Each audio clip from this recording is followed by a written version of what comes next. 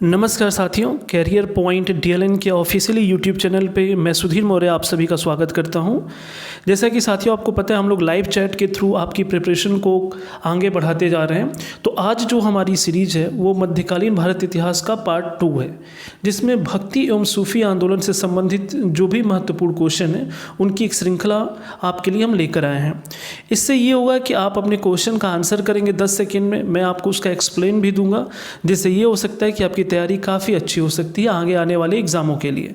ठीक है साथियों, तो जितने भी नए स्टूडेंट हैं जल्दी से लाइव चैट के लिए आ जाएं, जिससे हम लोग आज की सीरीज को क्या करें, शुरू कर सकते हैं। ठीक है, तो ये रहा आज का पहला क्वेश्चन आप सभी के लिए। किस संत ने ईश्वर को अपने पास अनुभव करने के लिए नृत्य एवं गीतों यानी कीर्तन को माध्यम बनाया? मैंने मुख्य प्रश्न है कि कीर्तन को किसने माध्यम बनाया ईश्वर से अपनी भक्ति के लिए? आपके ऑप्शन है शंकरदेव, चंडीदास, ज्ञानदेव और चैतन्य महाप्रभु। बताएं आप सभी अपना आंसर।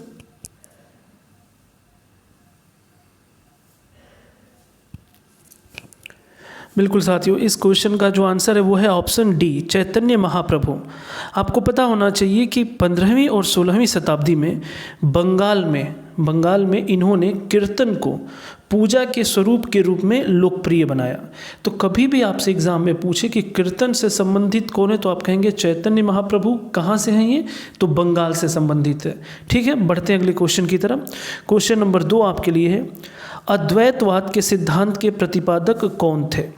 अद्वैतवाद के सिद्धांत के प्रतिपादक कौन थे? आपके विकल्प हैं रामानुजाचार्य, शंकराचार्य, मध्वाचार्य एवं विवेकानंद।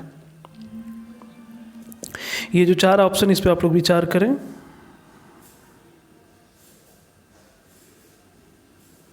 देखिए, जो अद्वैतवाद सिद्धांत है, पहले तो उसके बारे में जिनको पता होगा वही इसका आंसर कर पाएंगे। हाँ जी बिल्कुल, इसका भी ऑप्शन जो है वो है ऑप्शन बी, शंकराचार्य। देखिए, शंकराचार्य को कहा जाता है कि वो अद्वैतवाद सिद्धांत के प्रतिपादक है। तो अद्वैतवाद है क्या? अद्वैत का अर्थ होता है इसके जैसा दूसरा नहीं। यानी इन्होंने कहा था कि इस पूरे संसार में केवल ब्रह्म ही सत्य है और ये जो संसार रूपी जो जगत है ये केवल मिथ्या है। क्यों? क्योंकि जो ब्रह्म है वो हम सबके अंदर है और उसी में जो मोह माया या फिर जो अज्ञानता है, इसी के कारण जो भी व्यक्ति है वो इस जगत से जुड़ाव रखता है और मोह माया में फंस जाता है। तो उनके कहने से तात्पर्य यही है कि इस पूरे संसार में अगर कोई केवल सत्य है तो अद्वैत केवल एक, और वो कौन है? केवल और केवल ब्रह्म। ये शंकराचार्य का अपना सिद्धांत था। ठीक है, बढ़ते हैं अगले क्वेश्चन की तरफ। क्वेश्चन नंबर 3, गीत गोविंद की रचना है। गीत गोविंद किसकी रचना है? बताएं, तो काफ़ी आसान क्वेश्चन है। देखिए, जो गीत गोविंद है ये रचना है, ये आपके लिए ऑप्शन है विकल्प बी, यानी जयदेव की। जो जयदेव हैं इन्होंने गीत गोविंद की रचना की। ये किससे संबंधित है? तो इसे आप समझेंगे। यह 12 अध्यायों वाला एक गीति काव्य है जो कि मध्यकालीन भारत में वैष्णव संप्रदाय से संबंधित है। यानी विष्णु को मानने वाले जो उपासक थे, वैष्णव संप्रदाय, उससे संबंधित है। और इसमें, इस पुस्तक में राधा एवं कृष्ण की प्रेम लीला और उनके बीच के अलगाव का वर्णन किया गया है इस पुस्तक में। बढ़ते हैं नेक्स्ट क्वेश्चन की तरफ। क्वेश्चन नंबर 4 जो है आपका वो है, भक्ति आंदोलन को प्राचीन भारत से लाकर उत्तर भारत तक प्रचारित करने का श्रेय किसे दिया जाता है?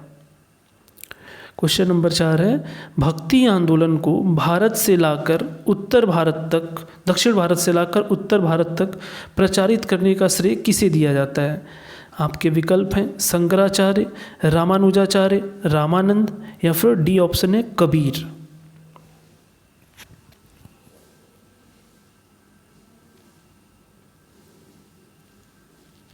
देखिए, इस क्वेश्चन का जो आंसर है वो है ऑप्शन आपका सी, रामानंद। ध्यान रखेंगे, ये जो रामानंद है इन्हें कहा जाता है कि दक्षिण भारत और उत्तर भारत के बीच एक सेतु का कार्य इन्होंने किया।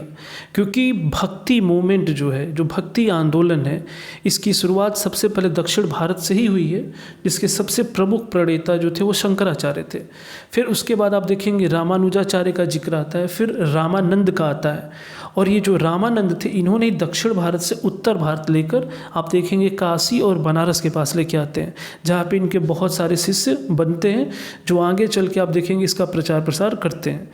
तो बीच में सेतु का जो कार्य किया है वो रामानंद ने किया है, इसलिए चौथे क्वेश्चन का आंसर है सी ऑप्शन। बढ़ते हैं पाँचवें क्वेश्चन की तरफ।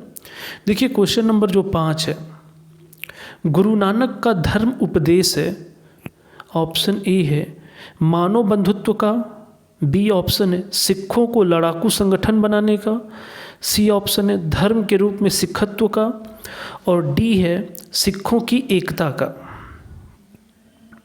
क्वेश्चन आप ध्यान से देख सकते हैं। जो क्वेश्चन नंबर 5 है,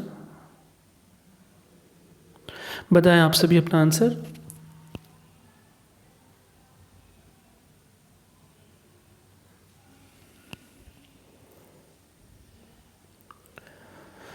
बिल्कुल, देखिए भक्ति आंदोलन और सूफी आंदोलन जो चैप्टर है इसमें आंसर करने का एक तरीका ये भी है कि अगर आप ध्यान से क्वेश्चन को अगर आप ध्यान से विकल्पों पे विचार करेंगे तो आप ये महसूस करेंगे कि कौन सा इसमें एक ऐसा विकल्प है जो ज़्यादातर लोगों के लिए सेवा भाव और उनकी भलाई का कार्य करता हो। अगर ऐसा कोई विकल्प है जिसमें समग्र रूप से सबकी बात करता हो तो ज़रूर आप उसके आंसर को निकाल सकते हैं। ठीक है, जैसे इस क्वेश्चन का जो आंसर वो है ऑप्शन ए, पाँचवें का है ए, मानव बंधुत्व का। ठीक है, और बाकी आप ऑप्शन देखेंगे तो कोई भी यहाँ पे इंडिविजुअल की बात नहीं करता, पूरे ह्यूमैनिटी की बात करता है। तो जो गुरु नानक का धर्म उपदेश है उसका ऑप्शन है ऑप्शन ए, पाँचवें का ए है। बढ़ते अपने नेक्स्ट क्वेश्चन की तरफ। देखिए जो क्वेश्चन नंबर 6 है कि मैं ये पोर्ट्रेट मूड में इसीलिए इसमें क्वेश्चन को आज लिया था क्योंकि इसमें क्वेश्चन काफ़ी बड़े बड़े हैं, तो आप इनको थोड़ा ऑप्शन भी सही कर सकते हैं। देखिए ये रहा आपका क्वेश्चन नंबर 6। सूची 1 को सूची 2 से सुमेलित कीजिए। जो पहला है उसमें शंकराचार्य द्वारा स्थापित 4 मठों को दिया गया है और दूसरी सूची में स्थल के बारे में जिक्र है कि वो कहाँ पे बनाए गए हैं और फिर विकल्प दिया गया है। तो आप इसको अरेंज करें और बताएं जो नीचे 4 विकल्प हैं उनमें से कौन सा सबसे सही सुमेलित है। पहला जो मठ है उसका नाम है श्रृंगेरी मठ, दूसरा है गोवर्धन पीठ या मठ बोलते हैं, सी है ज्योतिष पीठ और डी है शारदा पीठ। जो स्थल के नाम है वो है मैसूर जो कर्नाटक में पड़ता है, दूसरा है पुरी उड़ीसा में, तीसरा है बद्रीनाथ उत्तर प्रदेश और डी है द्वारका गुजरात। गुजरात आप इसे पढ़ेंगे। ठीक है, बताएं अपना अपना विकल्प।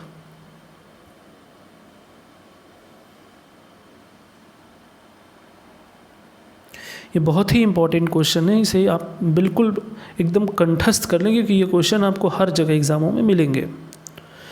देखिए जो 6 नंबर क्वेश्चन है इसका आंसर है विकल्प ए। ये चारों ही एकदम सीधे सीधे सुमेलित हैं। जो श्रृंगेरी पीठ है वो मैसूर में कर्नाटक में, जो गोवर्धन पीठ है वो पुरी उड़ीसा में पड़ता है और जो ज्योतिष पीठ है वो बद्रीनाथ उत्तर प्रदेश और जो डी है शारदा पीठ वो द्वारका गुजरात में है। यानी विकल्प ए का पहला, बी का दूसरा, सी का तीसरा और डी का चौथा। ठीक है दोस्तों, बढ़ते हैं अगले क्वेश्चन की तरफ। क्वेश्चन नंबर 7 देखिए, जो क्वेश्चन नंबर 7 है आपका, भक्ति को दार्शनिक आधार प्रदान करने वाले प्रथम आचार्य कौन थे। भक्ति को दार्शनिक आधार प्रदान करने वाले प्रथम आचार्य कौन थे। रामानुजाचार्य, बी शंकराचार्य, सी मध्वाचार्य और डी है वल्लभाचार्य।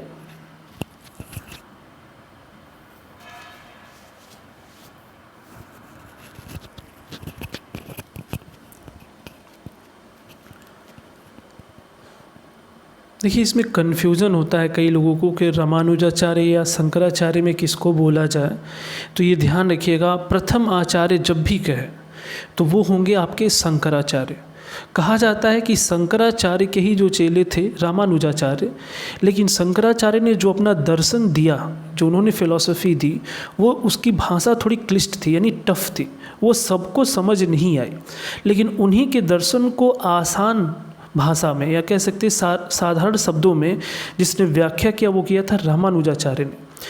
तो शुरुआत तो शंकराचार्य ने ही किया है, लेकिन उसको विस्तृत करने का कार्य या आम लोगों तक पहुंचाने का कार्य रामानुजाचार्य ने किया।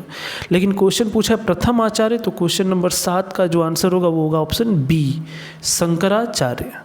ठीक है, बढ़ते हैं अपने अगले क्वेश्चन की तरफ। क्वेश्चन नंबर 8, क्वेश्चन नंबर 8 आप देख सकते हैं, आंदोलन का प्रारंभ किया गया, आंदोलन मतलब भक्ति आंदोलन से तात्पर्य है, भक्ति आंदोलन का प्रारंभ किया गया किसके द्वारा? तो आपके विकल्प हैं, नीचे देख सकते हैं आप। पहला विकल्प है अलवार नैनार संतों के द्वारा, दूसरा विकल्प है सूफी संतों के द्वारा, तीसरा विकल्प है सूरदास द्वारा और चौथा विकल्प है तुलसीदास द्वारा। बताएं आप सभी।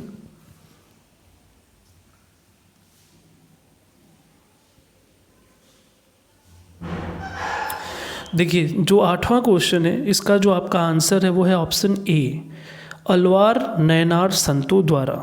आप देखेंगे कि इसमें कोई शिव उपासक है, कोई विष्णु का उपासक है, लेकिन जो शुरुआत हुई है वो अलवार और नैनार संतों द्वारा हुई है और दक्षिण भारत से हुई है। यहाँ पे आपको मैं एक क्लियर कर देना चाहता हूँ कि भक्ति आंदोलन और सूफी आंदोलन, भक्ति आंदोलन कहा जाता है वो हिंदू संस्कृति से संबंधित है और जो सूफी आंदोलन है वो इस्लामिक परंपरा से संबंधित है, लेकिन दोनों में भ्रातृत्व, मनुष्यता और सब में आपसी भाईचारा की बात की गई है। लेकिन अगर आपसे ये पूछे कि सूफी और भक्ति में पहले कौन है, तो पहले भक्ति मूवमेंट ही है, और भक्ति मूवमेंट में भी उत्तर भारत से या दक्षिण भारत से, तो आप कहेंगे दक्षिण भारत से, और उसमें भी किसने शुरू की? तो अलवार और नैनार संतों द्वारा। ठीक है दोस्तों, बढ़ते हैं आगे नेक्स्ट क्वेश्चन की तरफ। क्वेश्चन नंबर 9 पढ़ें इसको। सूफियों के बारे में क्या असत्य है? जो सूफी संत थे उनके बारे में क्या असत्य है? आपके पास 4 विकल्प हैं, ए बी सी डी। पहला जो विकल्प है उसमें ये है, इन्होंने उलेमा को चुनौती देते हुए उनके महत्व को नकारा।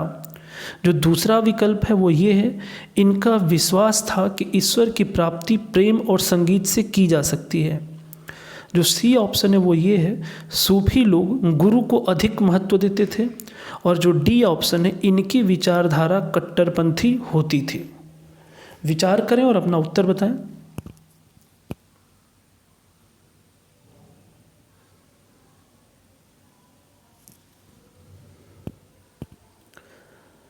देखिए अगर मैंने जो आपको तरीका बताया उस हिसाब से देखेंगे तो आप आंसर तुरंत इसका पता कर सकते हैं। इसमें जो डी ऑप्शन है वो बिल्कुल असत्य है कि इनकी विचारधारा कट्टरपंथी होती थी, बिल्कुल नहीं। मैंने कहा सूफी संत या फिर भक्ति संत जो भी थे वो कभी भी कट्टरपंथ नहीं बल्कि भ्रातृत्व की बात करते थे और आपसी भाईचारे की बात करते थे। तो बाकी जो 3 विकल्प ऊपर दिए गए हैं वो सत्य हैं और जो चौथा विकल्प है वो क्या है? गलत है। बढ़ते हैं नेक्स्ट क्वेश्चन की तरफ। क्वेश्चन नंबर 10 देखिए, इसे निम्न में से किसे हिंदी खड़ी बोली का जनक कहा जाता है? क्वेश्चन नंबर 10 के विकल्प है अमीर खुसरो, जायसी यानी मलिक मोहम्मद जायसी, सी ऑप्शन है कबीर और डी ऑप्शन है रहीम। आप सभी अपना आंसर बताएं।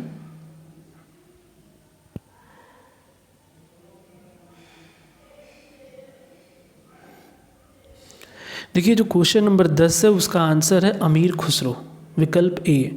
इन्हें हिंदी खड़ी बोली का जनक भी कहा जाता है। अमीर खुसरो के बारे में आपने हमने पिछली क्लास में भी जिक्र किया था। इनका जो जन्म है वो एटा में हुआ था और इन्होंने 7 सुल्तानों का शासन देखा था। तो ध्यान रखेंगे अमीर खुसरो बहुत ही इंपॉर्टेंट कैरेक्टर है मध्यकालीन भारत में।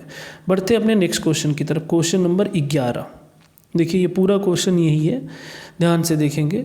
इसमें सूफी सिलसिला से संबंधित 2 सूचियाँ दी गई हैं। पहली सूची में कौन कौन से सिलसिला यानी संप्रदाय कौन कौन से उसका जिक्र है, और दूसरे में संस्थापक यानी इस सिलसिला के संस्थापक कौन है उनका जिक्र है।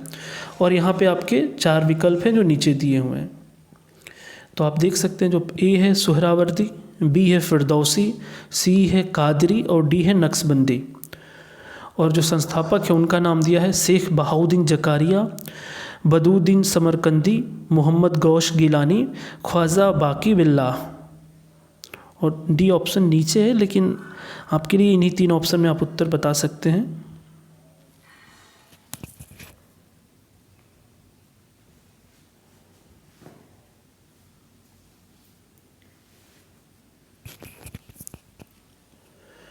देखिए जो क्वेश्चन नंबर 11 है इसका जो आंसर है वो है ऑप्शन ए। ऑप्शन ए से मतलब ये है कि इसमें जो चारों हैं वो भी सुमेलित हैं। जो सुहरावर्दी हैं उनके संस्थापक शेख बहाउद्दीन ज़कारिया थे। फिरदौसी के जो थे वो बदरुद्दीन समरकंदी थे। कादरी सिलसिला के मोहम्मद गौस गिलानी और नक्शबंदी जो ख्वाजा बाकी बिल्लाह थे। ठीक, तो 11 का है ऑप्शन ए। आप लोग फिर से इस वीडियो को दोबारा देख के इसे नोट्स भी बना सकते हैं, और आप यकीन मानिए अगर ढंग से आप नोट्स बना रहे हैं और इसको फॉलो करते चलेंगे तो आपकी तैयारी काफ़ी अच्छी हो जाएगी और आप एग्ज़ामों में हर क्वेश्चन को हैंडल कर सकते हैं। ठीक है दोस्तों, बढ़ते हैं नेक्स्ट क्वेश्चन की तरफ। क्वेश्चन नंबर 12 देखिए, इसमें भी सुमेलित करने वाला है। जो पहली सूची है उसमें कुछ शब्द दिए गए हैं और जो दूसरी सूची है उसका अर्थ दिया गया है, और आपको फिर इन विकल्पों, 4 विकल्पों से बताना है कि उसका अर्थ कौन सा है। जैसे पहला है ए सूची में पीर, शेख या मुर्शीद। जो दूसरा है वो है बी है मुरीद, सी है खलीफा और डी है खानख्वाह। और दूसरी सूची है शिष्य, गुरु या मार्गदर्शक, सूफी संतों का निवास स्थल और सूफी मत का अनुपालक। ठीक है, और विकल्प नीचे दिए गए हैं सुमेलित करने के लिए। आप लोग थोड़ा टाइम लें और इसको सुमेलित करें।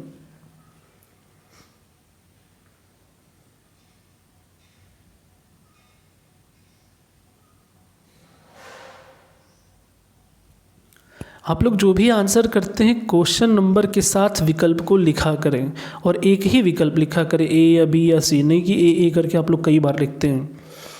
देखिए, जो ये क्वेश्चन है आपका क्वेश्चन नंबर 12, इसका जो विकल्प है वो विकल्प है ए।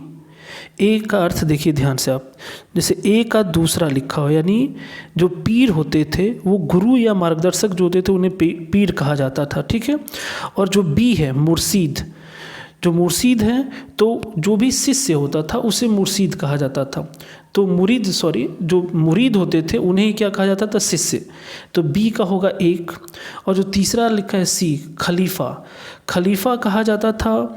आप देखेंगे जो भी सूफी मत के अनुपालक होते थे उन्हें खलीफा कहा जाता था, और सूफी संत जहाँ निवास करते थे उन्हें खानकाह कहा जाता था। तो विकल्प ए जो है वो सही है। ए का दूसरा, बी का पहला, सी का चौथा और डी का तीसरा। ठीक है, बढ़ते अपने अगले क्वेश्चन की तरफ। देखिए क्वेश्चन नंबर 13 13 क्वेश्चन है, चिश्ती सिलसिला के किस सूफी को चिराग ए दहलवी यानी दिल्ली का दीपक कहा जाता है। आपके विकल्प हैं निज़ामुद्दीन औलिया, शेख नासिरुद्दीन, मोहम्मद गेसूद राज बंदा नवाज और डी हैं सलीम चिश्ती। बताएं आप सभी।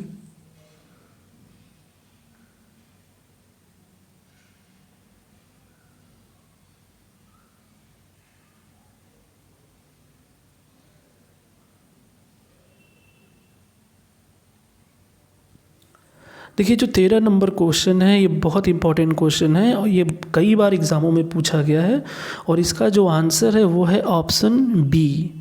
इनको शेख नासिरुद्दीन चिराग ए दहलवी कहा ही जाता है और इन्हें दिल्ली का दीपक भी कहा जाता है। तो इसका ऑप्शन होगा बी, शेख नासिरुद्दीन। ठीक है, बढ़ते अपने अगले क्वेश्चन की तरफ। देखिए 14 नंबर क्वेश्चन, निम्नलिखित सूफी सिलसिलों में कौन संगीत के विरुद्ध था। यानी जो भी सिलसिले या संप्रदाय थे सभी संगीत को नहीं पसंद करते थे, उनमें से कौन सा एक सिलसिला है। ये चारों में चिश्ती सिलसिला, सुहरावर्दी सिलसिला, कादरी या फिर नक्शबंदी। आप बताएं इसका आंसर।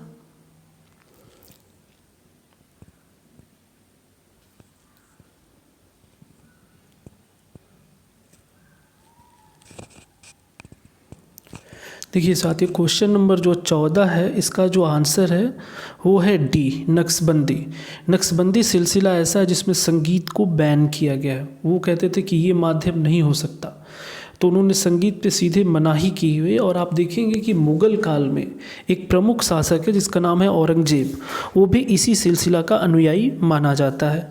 ठीक है, तो इस 14 क्वेश्चन का आंसर होगा डी, नक्शबंदी। बढ़ते हैं अगले क्वेश्चन की तरफ। Question number 15।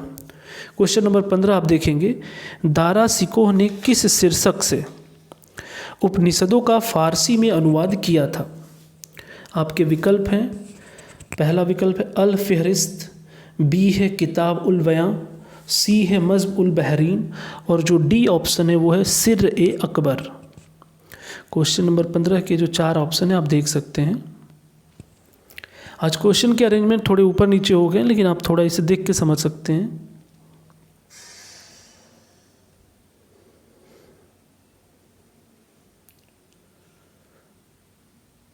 देखिए ये बहुत महत्वपूर्ण क्वेश्चन है। जो दारा शिकोह है कहा जाता है मुगल काल का सर्वाधिक विद्वान, कह सकते हैं कि विद्वान व्यक्ति था दारा शिकोह, और ये औरंगजेब के भाई में भी शामिल है। और इसने अपनी विद्वता के बल पे आप देखेंगे कि उसने जो भी उपनिषद है उनका फारसी में अनुवाद कराया, और ये जो भी अनुवाद हुआ था उसने कुछ संस्कृत विद्वानों के साथ मिलकर किया था, और उस पुस्तक का नाम जो है वो है सिर ए अकबर। तो सिर ए अकबर के नाम से उसने उपनिषदों का फारसी में अनुवाद किया था।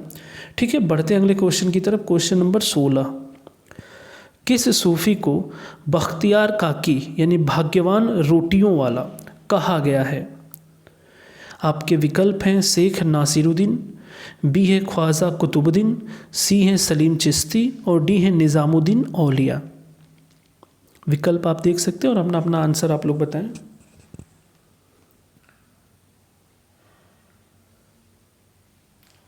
क्वेश्चन पढ़े, जल्दी जल्दी सभी लोग अपना आंसर करते रहें, कोई भी आंसर करने से न बचे। आप करेंगे, गलतियां करेंगे तभी सीखेंगे। ठीक है, तो अब बिल्कुल, और इसी बहाने आपकी तैयारी भी काफ़ी अच्छी हो जाएगी। देखिए जो 16 नंबर क्वेश्चन है इसका जो आंसर है वो है बी, ख्वाजा कुतुबुद्दीन। आपको पता होगा कि ख्वाजा कुतुबुद्दीन को ही कहा जाता है ख्वाजा कुतुबुद्दीन बख्तियार काकी, और ये जिक्र हमने दिल्ली सल्तनत में आपने देखा था कि इन्हीं की याद में एक कुतुब मीनार का निर्माण कार्य शुरू कराया था। किसने? कुतुबुद्दीन ऐबक ने। तो ये जो बख्तियार काकी थे उन्हीं को कहा गया ख्वाजा कुतुबुद्दीन को ही। ठीक है, बढ़ते हैं नेक्स्ट क्वेश्चन की तरफ। क्वेश्चन नंबर 17, किस सूफी संत ने कहा था हनीस दिल्ली दूरह अस्ते, यानी अभी दिल्ली दूर है? आपके विकल्प हैं शेख नासिरुद्दीन, शेख निज़ामुद्दीन औलिया, शेख सलीम चिश्ती और शेख फरीद। क्वेश्चन नंबर 17 देख सकते हैं आप।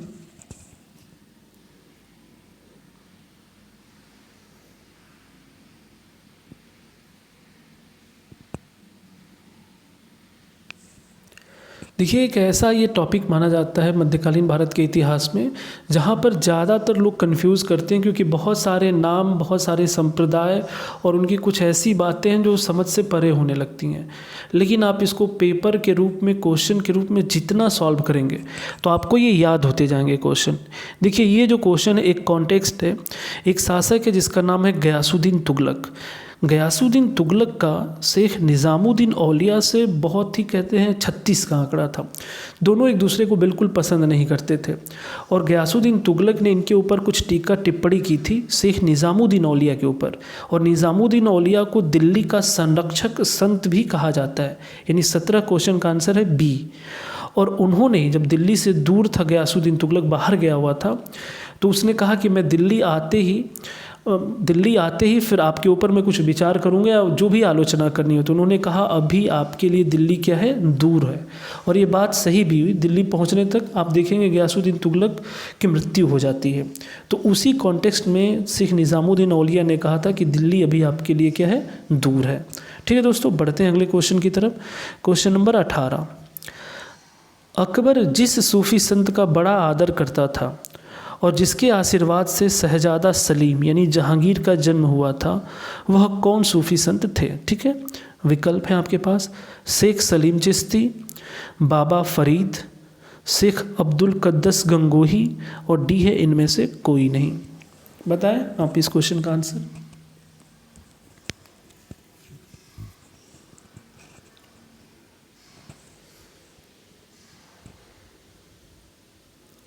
बिल्कुल, अकबर जो है आप देखेंगे कि चिश्ती सिलसिला को मानने वाला शासक था, और उसके जो मुख्य संस्थापक थे वो थे शेख सलीम चिश्ती।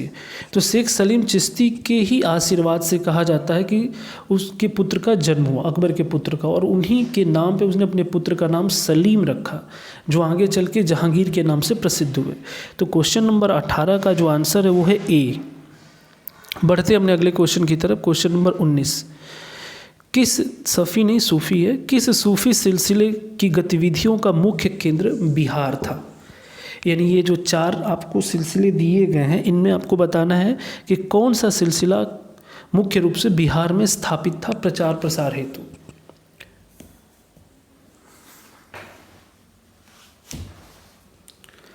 देखिए इस क्वेश्चन का जो आंसर है वो है option C, Firdausi.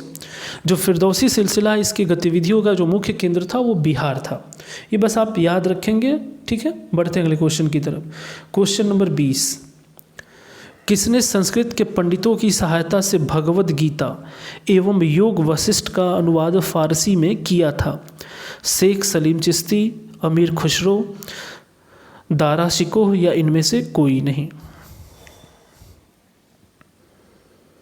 Question number 20 का आंसर आप सभी बताएं।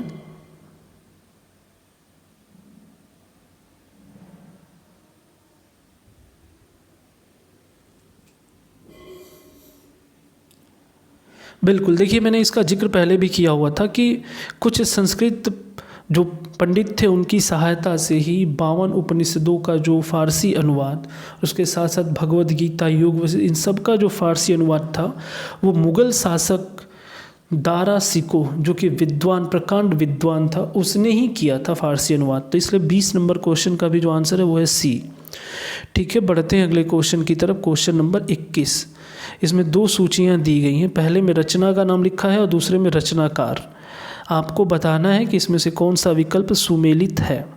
आप समझ सकते हैं, आप सभी लोग इस क्वेश्चन को करें। नीचे जो ABCD 4 विकल्प हैं उसमें आपको अरेंज करना है। इसमें से जो भी आपको आता है, अगर 1-2 को भी अरेंज करेंगे तो आप आंसर के पास पहुंच सकते हैं। बताएं आप सभी जल्दी जल्दी।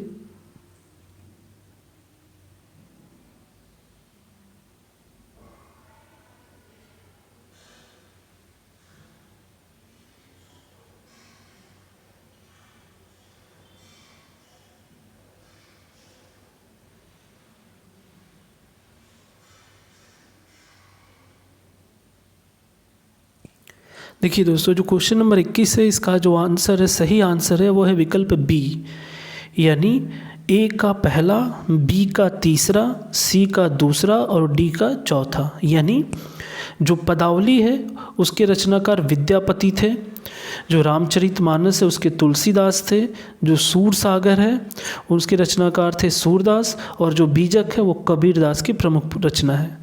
ठीक है, बढ़ते हैं अपने अगले क्वेश्चन की तरफ। क्वेश्चन नंबर 22, महात्मा गांधी के प्रिय भजन वैष्णो जन तो कहिए जो पीर पराई जाने रे, जो उनका प्रिय भजन जो अक्सर आप देखेंगे गांधी जी जिसको गाते रहते थे, तो ये जो मूल रूप से ये जो गीत है इसके रचनाकार कौन है, यानी इसके रचयिता कौन है? तो आपके लिए विकल्प ये रहे 4 विकल्प। ए है नरसिंह मेहता, बी विकल्प है वल्लभाचार्य, सी विकल्प है कबीरदास और डी विकल्प है सूरदास।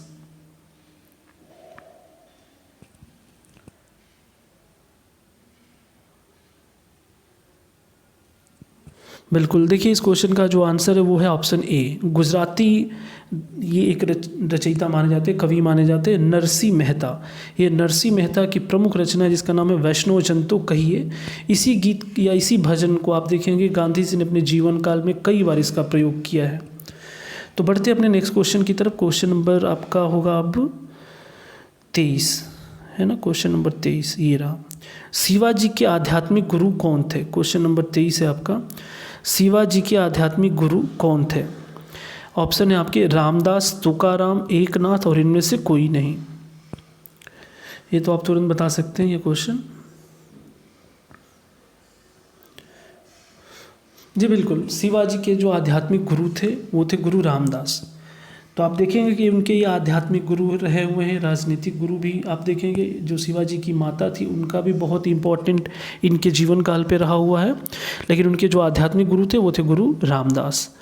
बढ़ते हैं नेक्स्ट क्वेश्चन की तरफ। क्वेश्चन नंबर 24, ये बहुत ही इंपॉर्टेंट क्वेश्चन है जो आप कई बार देखेंगे परीक्षाओं में आपको मिलेगा। ये निम्नलिखित में से किसे कुछ विचारकों ने प्रच्छन्न बौद्ध की संज्ञा दी है? रामानुजाचार्य, शंकराचार्य, कुमारिल भट्ट या फिर चैतन्य महाप्रभु?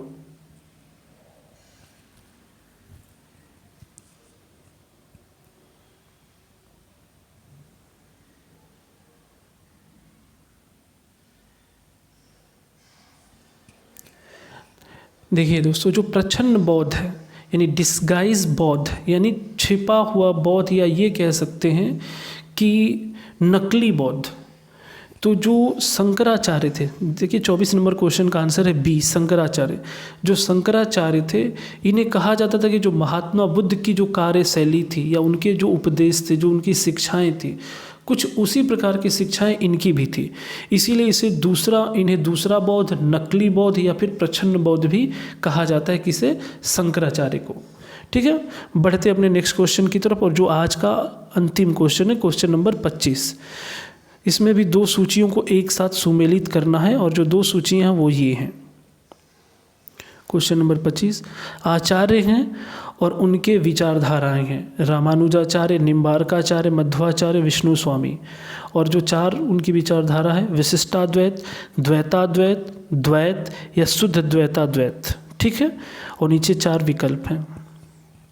आप लोग इस वीडियो को जरूर 1 से 2 बार दोबारा देखिएगा, क्योंकि इसमें क्वेश्चन थोड़े आगे पीछे हो जा रहे हैं, लेकिन आप देखेंगे, इसको समझेंगे, और मैं जो भी एक्सप्लेन कर रहा हूँ इसको अगर आप 2 से 3 बार सुन लेते हैं तो आपको ज़रूर निश्चित रूप से इस टॉपिक में क्लियरेंस आपको मिल जाएगी, और फिर कोई भी दुविधा नहीं रह जाएगी। आप लोग इसका आंसर करें।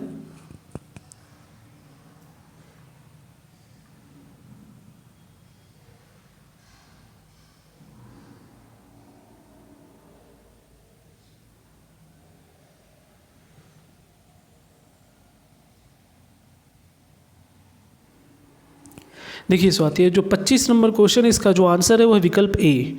ये सारे अरेंज है। पहले ए का 1 है, बी का 2 है, सी का 3 है और डी का 4 है।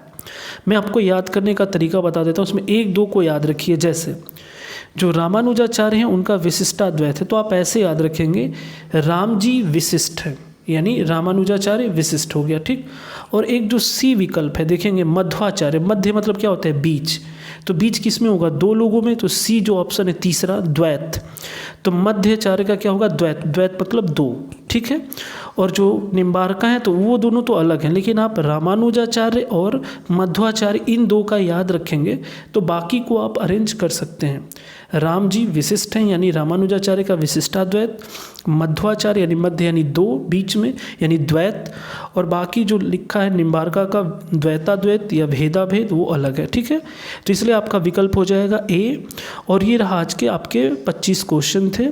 तो हमें पूरी उम्मीद है कि आपको ये सीरीज पसंद आई होगी, नए नए क्वेश्चन मिले होंगे और आपकी तैयारी और बेहतर होती जाएगी। तो आपको बस करना यही है कि आप हमारे साथ जुड़े रहें, और कभी टाइमिंग की जो थोड़ी प्रॉब्लम आती है तो आप भी इसको थोड़ा समझा करें। हम आपके लिए पूरी तरीके से कोशिश कर रहे हैं कि नहीं ऐसा रहे कि आपकी तैयारी अच्छे से चल सके बिना किसी डिस्टर्बेंस के।